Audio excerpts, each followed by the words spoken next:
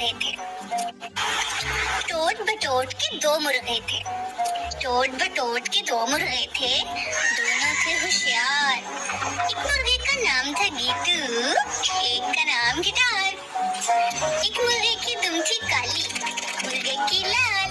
एक मुर्गे की चोंच निराली, एक मुर्गे की चाल। एक पहने पतलून और निकर, एक पहने शलवार। एक पहने अंग्रेजी टोपी, एक पहने दस्तार। दोनों एक दिन शहर को निकले, लेकर आने चार।